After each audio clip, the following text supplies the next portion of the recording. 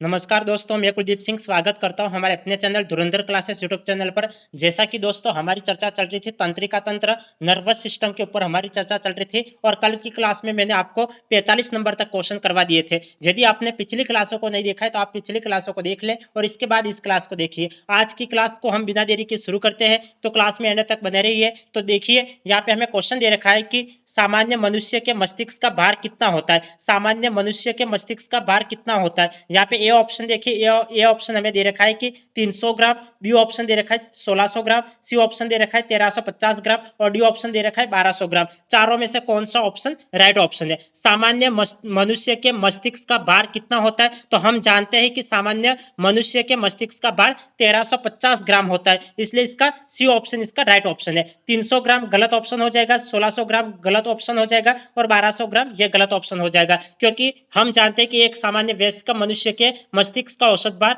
लगभग 1350 ग्राम होता है। यदि किलोग्राम में पूछे तो 1.3 से 1.4 किलोग्राम आपको राइट आंसर करना है, और यदि आपको ग्राम में पूछे तो 1350 ग्राम आपको राइट आंसर करना है। और यह मानव शरीर के कुल भार का लगभग 2% हिस्सा होता है, तो यह बात भी आपको ध्यान में रखनी है। अब हम नेक्स्ट क्वेश्चन के ऊपर बात करते हैं, 47 नंबर के क्वेश्चन के ऊपर।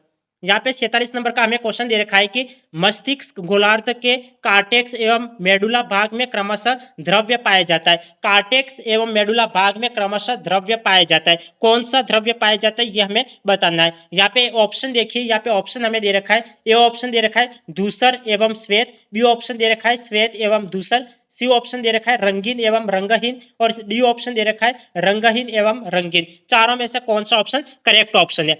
मस्तिष्क गोलार्ध के कार्टेक्स एवं मेडुला भाग में क्रमशः द्रव्य पाया जाता है, कौन सा द्रव्य पाया जाता है, तो हम जानते हैं कि कार्टेक्स में तो धूसर द्रव्य पाया जाता है और मेडुला भाग में श्वेत द्रव्य पाया जाता है, इसलिए धूसर एवं मेडुला यह हमें ए ऑप्शन में दे रखा है, तो ए ऑप्शन इसका राइट ऑप्शन है। यहाँ पे श्वेत एवं धूसर, यहाँ पे ये गलत ऑप्शन हो जाएगा बी, और यहाँ पे सी ऑप्शन दे रखा है रंगीन एवं रंगहीन, ये भी गलत ऑप्शन हो जाएगा, और रंगीन एवं रंगहीन एवं रंगीन ये भी गलत ऑप्शन हो जाएगा, क्योंकि हम जानते हैं कि मस्तिष्क गोलार्ध के कार्टेक्स में दूसर द्रव्य और न्यूरॉन कोशिकाओं के कारण होता है। किसके कारण होता है, तो दूसर द्रव्य न्यूरॉन कोशिकाओं के कारण होता है, और मेडुला में श्वेत द्रव्य माइलिन युक्त एक्सॉन्स के कारण पाया जाता है। तो आपको ये बातें ध्यान में रखनी है कि यदि आपको एग्जाम में इस तरीके से प्रश्न पूछ लिए जाते हैं तो आपको ये ध्यान में होना चाहिए कि यह द्रव्य किस कारण से पाया जाता है, तो ये भी आपको ध्यान में होना चाहिए। जैसे मस्तिष्क गोलार्ध के कार्टेक्स में दूसर द्रव्य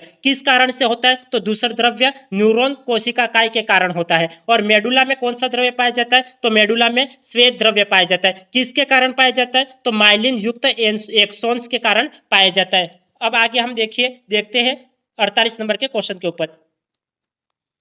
ये देखिए,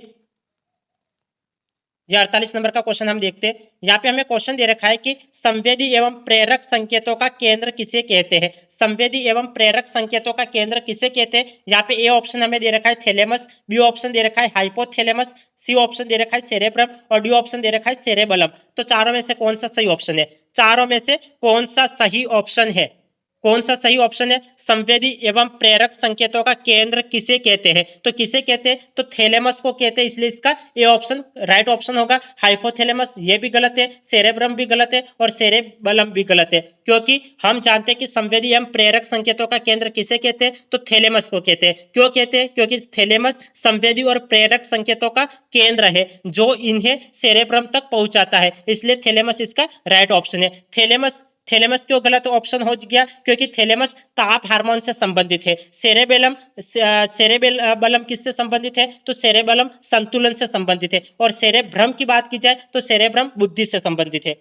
तो यहाँ पे देखिए थैलेमस इसका राइट ऑप्शन है, हाइपोथैलेमस ताप हार्मोन से संबंधित है, सेरेब्रम बुद्धि से संबंधित है और सेरेबेलम संतुलन से संबंधित है।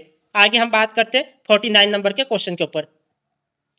यहाँ पे ये देखिए, यह हमें 49 नंबर का क्वेश्चन दे रखा है, असत्य कथन की पहचान कीजिए। हमें गलत कथन की पहचान करनी है, कौन सा गलत कथन दे रखा है। यहाँ पे देखिए ये ऑप्शन हमें दे रखा है, न्यूरॉन में कोशिका विभाजन की क्षमता नहीं पाई जाती है। न्यूरॉन में कोशिका विभाजन की क्षमता नहीं पाई जाती है, क्या ये सही बात बोली गई है। देखो न्यूरॉन में कोशिका विभाजन की क्षमता नहीं पाई जाती है, ये तो सही बात है।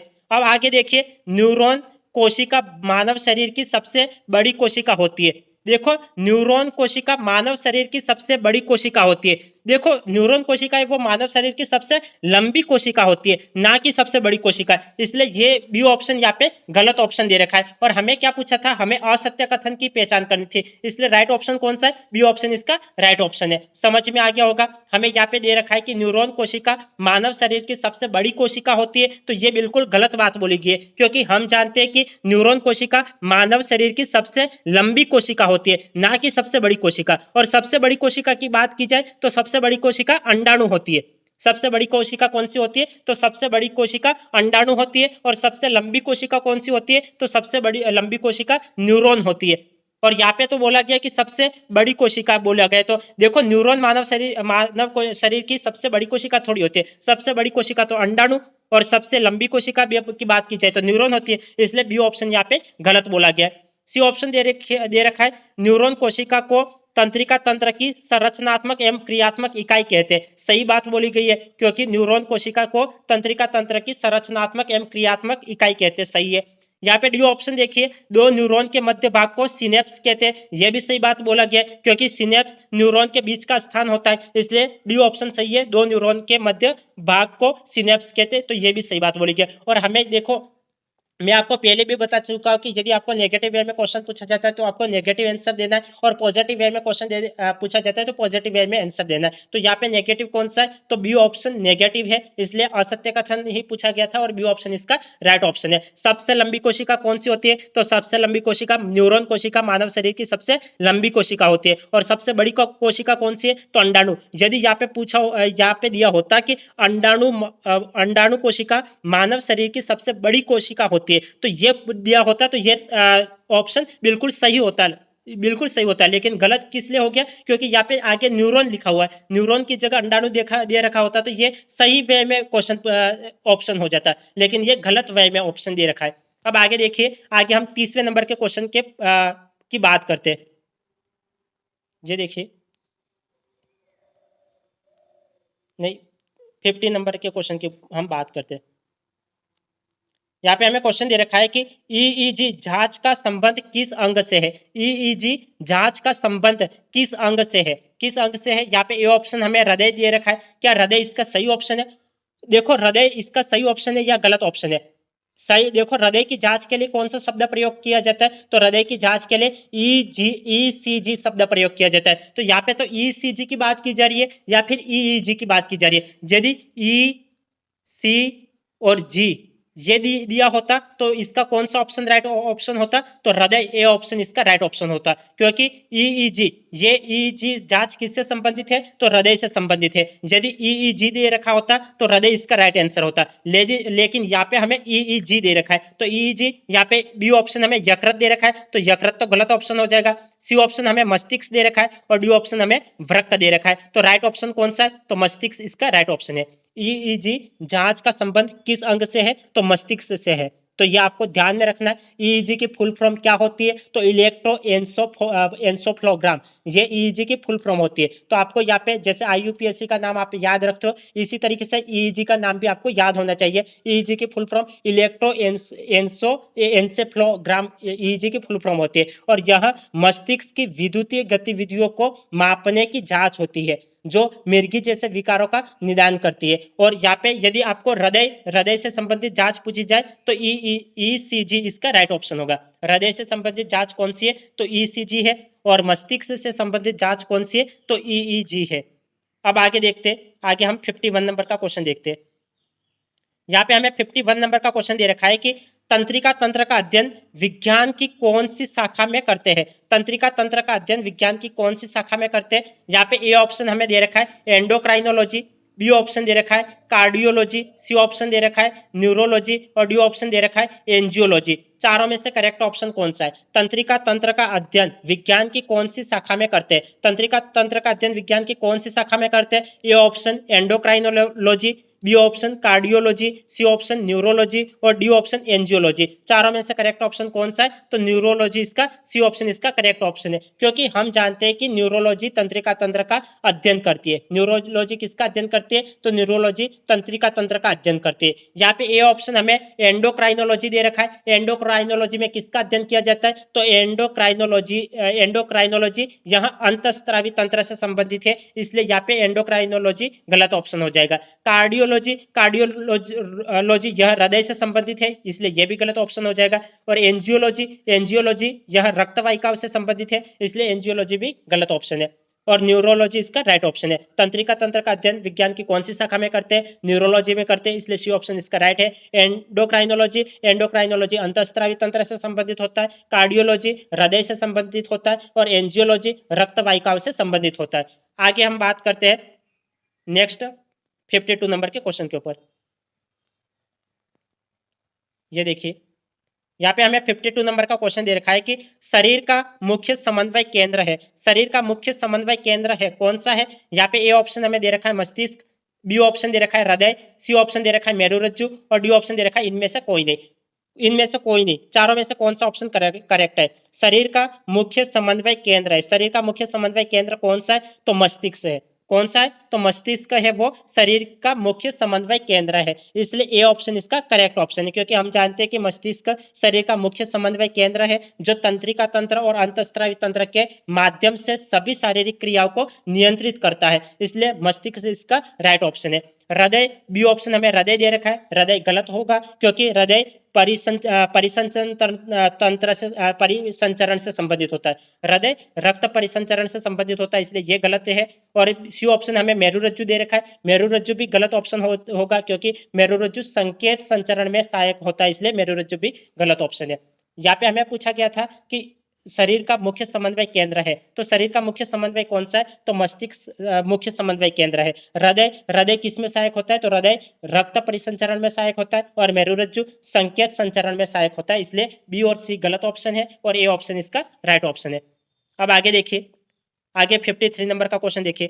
यहाँ पे हमें 53 नंबर का क्वेश्चन दे रखा है कि केंद्रीय तंत्रिका तंत्र में शामिल है। केंद्रीय तंत्रिका तंत्र में शामिल है, क्या क्या केंद्रीय तंत्रिका तंत्र में शामिल है? यहाँ पे 1 दे रखा है मेरुरज्जु, 2 दे रखा है कपालीय तंत्रिका तंत्र और 3 दे रखा है मस्तिष्क। चारों में से तीनों में से कौन सा केंद्रीय तंत्रिका तंत्र में शामिल है? केंद्रीय तंत्रिका तंत्र में कौन कौन शामिल होते हैं? तो केंद्रीय तंत्रिका तंत्र में केंद्रीय तंत्रिका तंत्र में मस्तिष्क शामिल होता है, मेरुरज्जु शामिल होता है और रीढ़ की हड्डी शामिल होता है। तो यहाँ पे इन तीनों में से कौन कौन से दे रखे? तो देखिए, मेरुरज्जु दे रखा है, तो ये तो शामिल होता ही है। और यहाँ पे कपालीय तंत्रिका तंत्र, ये तो गलत हो जाएगा। और यहाँ पे 3rd नंबर पे मस्तिष्क दे रखा है, तो मस्तिष्क इसका राइट है। बाकी यदि आपको रीढ़ की हड्डी दे रखा होता तब भी ये इसका राइट होता, क्योंकि केंद्रीय तंत्रिका तंत्र में रीढ़ की हड्डी भी होती है, मस्तिष्क भी होता है और मेरुरज्जु भी होता है। तो यहाँ पे 1 और 3 कहाँ दे रखा है? 1 और 3 हमें सी ऑप्शन में दे रखा है, इसलिए सी ऑप्शन इसका राइट ऑप्शन है। सी ऑप्शन इसका राइट ऑप्शन है। समझ में आ गया?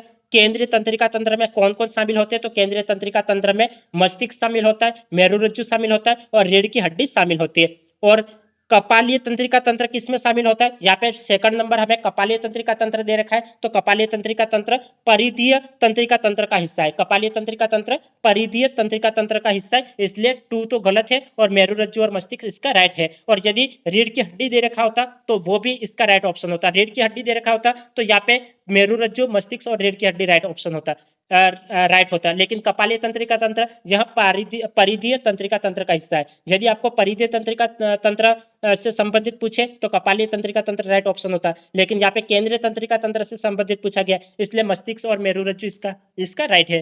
अब आगे देखिए, आगे हम 54 नंबर के क्वेश्चन के ऊपर बात करते हैं।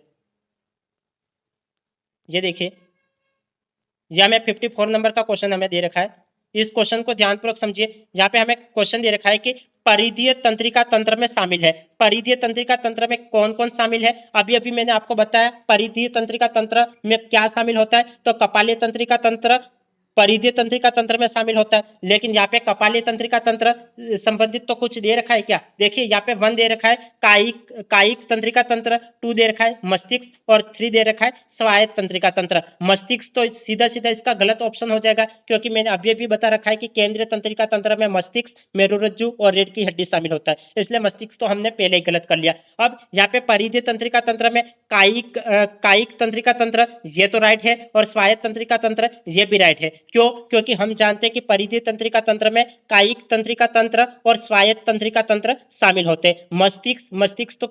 मस्तिष्क को तो केंद्रीय तंत्रिका तंत्र मतलब सेंट्रल नर्वस सिस्टम में शामिल होता है। मस्तिष्क किस में शामिल होता है? तो केंद्रीय तंत्रिका तंत्र सेंट्रल नर्वस सिस्टम में शामिल होता है, इसलिए 2 तो गलत हो गया। और कायिक तंत्रिका तंत्र और स्वायत्त तंत्रिका तंत्र 1 और 3 इसका राइट है। 1 और 3 हमें सी ऑप्शन में दे रखा है, तो सी ऑप्शन इसका राइट है। तो समझ में आ गया होगा परिधीय तंत्रिका तंत्र में क्या क्या शामिल होता है और केंद्रीय तंत्रिका तंत्र में क्या क्या शामिल होता है। केंद्रीय तंत्रिका तंत्र की बात की जाए तो मस्तिष्क, मेरुरज्जु और रीढ़ की हड्डी आपको ध्यान में रखनी है, और परिधीय तंत्रिका तंत्र की बात की जाए तो कायिक तंत्रिका तंत्र और स्वायत्त तंत्रिका तंत्र आपको याद रखना है। अब आगे देखिए, आगे हम 55 नंबर के क्वेश्चन के ऊपर बात करते हैं।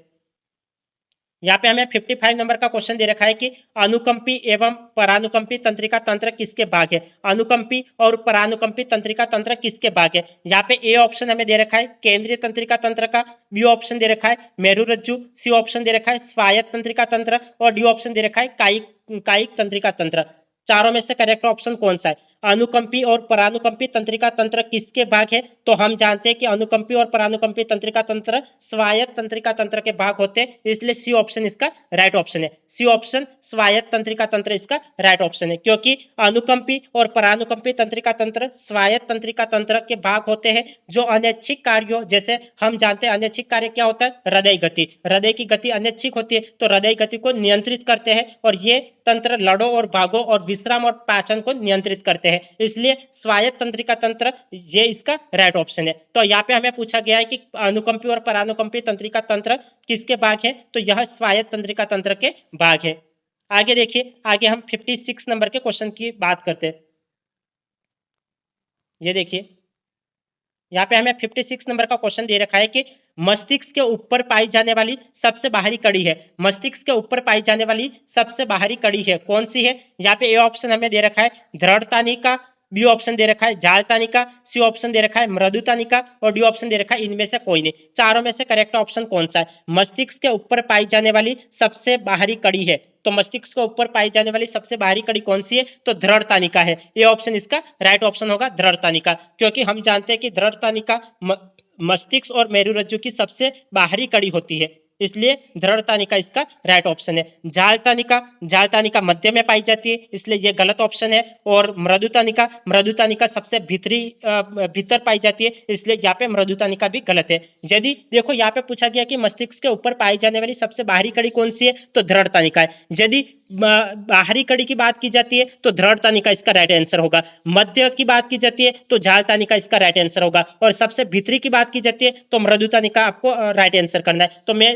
सारे जितने भी ऑप्शन दे रखे सारे ऑप्शन की व्याख्या कर रहा हूं कि कौन सी कौन जैसे यहाँ पे मृदु तानिका बता रखा है, दृढ़ तानिका बता रखा है और जाल तानिका, तो यहाँ कहाँ पाई जाती है? तो ये तीनों की मैंने व्याख्या कर ली है, क्योंकि दृढ़ तानिका मस्तिष्क और मेरुरज्जु की सबसे बाहरी कड़ी होती है, जाल तानिका मध्य में पाई जाती है और मृदु तानिका सबसे भीतर में पाई जाती है।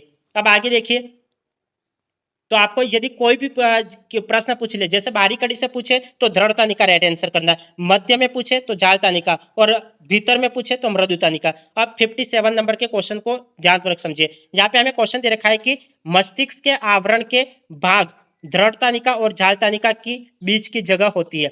मस्तिष्क के आवरण के भाग दृढ़ तानिका और जाल तानिका के बीच की जगह होती है, कौन सी होती है? यहाँ पे ए ऑप्शन हमें दे रखा है कोलेजन तंतु, बी ऑप्शन दे रखा है प्रत्यास्थ तंतु और सी ऑप्शन दे रखा है सबड्यूरल गुहा और डी ऑप्शन दे रखा है सब अरेक्नोइड गुहा। चारों में से करेक्ट ऑप्शन कौन सा है?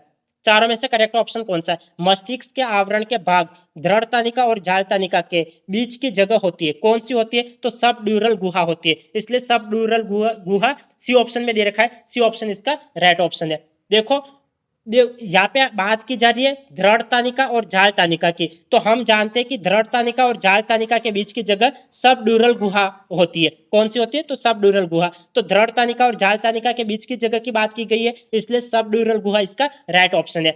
यहाँ पे डी ऑप्शन में दे रखा है सब अरेक्नोइड गुहा, ये गलत ऑप्शन हो जाएगा क्योंकि सब अरेक्नोइड गुहा झाल तानिका और मृदु तानिका के बीच की जगह होती है। यदि झाल तानिका पहले दे रखा होता और दृढ़ तानिका बाद में दे रखा होता तब तो इसका सब अरेक्नोइड इसका राइट ऑप्शन होता, क्योंकि हम जानते हैं कि सब अरेक्नोइड गुहा झाल तानिका और मृदु तानिका के बीच की जगह होती है। यदि झाल तानिका पहले दे रखा होता और दृढ़ तानिका बाद में दे रखा, देखो जाल सब अरेक्नोइड की बात की जा रही है, तो यहाँ पे जाल तानिका दृढ़ तानिका नहीं मृदु तानिका होगा, सॉरी ये मृदु तानिका होगा। तो देखो यदि आपको पूछ लिया जाए कि जाल तानिका और मृदु तानिका के बीच की जगह पूछ ली जाती है तब सब अरेक्नोइड इसका राइट ऑप्शन होगा। लेकिन यहाँ पे क्यों गलत ऑप्शन हो गया? क्योंकि यहाँ पे जाल तानिका और मृदु तानिका नहीं देख करके दृढ़ तानिका और जाल तानिका की बात की गई है। तो दृढ़ तानिका और जाल तानिका के बीच की जगह को क्या कहते हैं? तो सब ड्यूरल कहते हैं। और जाल तानिका और मृदु तानिका, यहाँ पे दृढ़ की जगह मृदु दे रखा होता तब तो सब अरेक्नोइड इसका राइट आंसर होता। समझ में आया या फिर नहीं आया? समझ में आया या फिर नहीं आया? देखिए, ये देखिए, ध्यान से समझिए। यहाँ पे दृढ़ तानिका और जाल तानिका, तो दृढ़ तानिका और जाल तानिका के बीच की जगह को क्या कहते हैं? तो सब ड्यूरल गुहा कहते हैं। यदि दृढ़ की जगह दे रखा होता मृदु तानिका दे रखा होता, तो मृदु तानिका दे रखा होता तब कौन सा ऑप्शन राइट ऑप्शन होगा? सब अरेक्नोइड गुहा, ये डी ऑप्शन इसका राइट ऑप्शन होता। दृढ़ की जगह केवल मृदु तानिका और जाल तानिका की बात की जाती तब सब अरेक्नोइड इसका राइट आंसर होता, लेकिन दृढ़ तानिका और जाल तानिका की बात की गई है इसलिए सब ड्यूरल गुहा इसका राइट ऑप्शन है। और यहाँ पे कोलेजन तंतु और प्रत्यास्थ तंतु, ये तो गलत ऑप्शन हो जाएगा क्योंकि यहाँ तंतु संरचनात्मक होते हैं, इसलिए यहाँ पे ये तो गलत ऑप्शन है। अब आगे बात करते हैं 58 नंबर के क्वेश्चन के ऊपर। ये देखिए, यहाँ पे हमें 58 नंबर का क्वेश्चन दे रखा है कि निम्न में से अग्र मस्तिष्क के भाग है। अग्र मस्तिष्क के भाग कौन कौन से है ये हमें बताना है। 1 दे रखा है प्रमस्तिष्क, सेकंड दे रखा है मस्तिष्क पच्च और थर्ड दे रखा है पच्च मस्तिष्क। इन तीनों में से कौन सा अग्र मस्तिष्क के भाग है? तो इन तीनों में से कौन से अग्र मस्तिष्क के भाग है? तो हम जानते हैं कि अग्र मस्तिष्क में प्रमस्तिष्क भी शामिल होता है और मस्तिष्क पच्च भी शामिल होता है, लेकिन पच्च मस्तिष्क इसमें शामिल नहीं होता है। तो 1 और 2 कहाँ दे रखा है? 1 और 2 हमें ए में दे रखा है, तो ए ऑप्शन इसका करेक्ट ऑप्शन है। समझ में आ गया? हमें पूछा गया था कि निम्न में से अग्र मस्तिष्क के भाग है, तो अग्र मस्तिष्क के भाग कौन कौन से होते हैं? तो हम जानते हैं कि अग्र मस्तिष्क में प्रमस्तिष्क और मस्तिष्क पच्च शामिल होते हैं, इसलिए 1 और 2 इसका राइट ऑप्शन है। पच्च मस्तिष्क, तो पच्च मस्तिष्क तो प्रमस्तिष्क और मस्तिष्क पच्च से अलग ही होता है, इसलिए यहाँ पे ये गलत ऑप्शन हो जाएगा।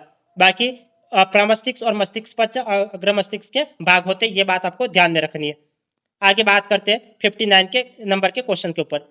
यहाँ पे 59 नंबर का हमें क्वेश्चन दे रखा है प्रमस्तिष्क गोलार्धों को जोड़े रखती है। प्रमस्तिष्क गोलार्धों को जोड़े रखती है, कौन जोड़े रखती है? यहाँ पे ए दे रखा है, ए ऑप्शन देखिए, ए ऑप्शन में हमें दे रखा है महासंयोजक पिंड, बी ऑप्शन में दे रखा है द्विक गुहा, सी ऑप्शन में दे रखा है दृढ़ तानिका और डी ऑप्शन में दे रखा है इनमें से कोई नहीं। चारों में से करेक्ट ऑप्शन कौन सा है? प्रमस्तिष्क गोलार्धों को जोड़े रखती है, कौन जोड़े रखती है? तो महासंयोजक पिंड जोड़े रखती है, इसलिए यहाँ पे ये ऑप्शन महासंयोजक पिंड इसका राइट ऑप्शन है। क्योंकि हम जानते हैं कि महासंयोजक पिंड प्रमस्तिष्क के बाएं और दाएं गोलार्धों को जोड़ने वाली तंत्रिका तंतुओं की एक मोटी पट्टी होती है जो मस्तिष्क के दोनों भागों के बीच संचार को संभव बनाती है, इसलिए महासंयोजक पिंड इसका राइट ऑप्शन है। द्विक गुहा गलत ऑप्शन हो जाएगा, दृढ़ तानिका भी गलत ऑप्शन हो जाएगा और यहाँ पे ये तो गलत ही है। तो यहाँ पे कौन सा ऑप्शन राइट है? प्रमस्तिष्क गोलार्धों को जोड़े रखती है, कौन जोड़े रखती है? तो महासंयोजक पिंड जोड़े रखती है, ये ऑप्शन करेक्ट है। अब आगे देखिए 60 नंबर के क्वेश्चन के ऊपर बात करते हैं। ये क्वेश्चन दे रखा है यहाँ पे, ये हमें दे रखा है कि थैलेमस और हाइपोथैलेमस किसके भाग है? थैलेमस और हाइपोथैलेमस किसके भाग होते हैं? तो ए ऑप्शन में हमें दे रखा है प्रमस्तिष्क, बी ऑप्शन में दे रखा है अग्र मस्तिष्क पच्च और सी ऑप्शन में दे रखा है अनुमस्तिष्क और डी ऑप्शन में दे रखा है मध्य मस्तिष्क। चारों में से कौन सा ऑप्शन राइट है? थैलेमस और हाइपोथैलेमस किसके भाग होते हैं? तो हम जानते हैं कि थैलेमस और हाइपोथैलेमस अग्र मस्तिष्क पच्च के भाग होते हैं, इसलिए बी ऑप्शन इसका राइट ऑप्शन है, अग्र मस्तिष्क पच्च। क्योंकि थैलेमस और हाइपोथैलेमस अग्र मस्तिष्क पक्ष के भाग होते हैं। थैलेमस संवेदी संकेतों का रिले केंद्र है। इसे मस्तिष्क के गेटवे के रूप में भी हम जानते हैं, क्योंकि सभी संवेदी सूचनाएं सेरेब्रल कॉर्टेक्स में जाने से पहले इससे होकर गुजरती है, इसलिए अग्र मस्तिष्क पक्ष इसका राइट ऑप्शन है। तो यहाँ पे हमें पूछा गया था थैलेमस और हाइपोथैलेमस किसके भाग है, तो अग्र मस्तिष्क के भाग है, तो बी ऑप्शन इसका राइट ऑप्शन है। तो आज के सारे क्वेश्चन आपको समझ में आ गए होंगे, ऐसी मैं आपसे अपेक्षा करता हूँ। आज की क्लास को हम यहीं एंड कर लेते हैं, फिर मिलते हैं अगली क्लास में। तब तक के लिए आपका दिन शुभ रहे। धन्यवाद।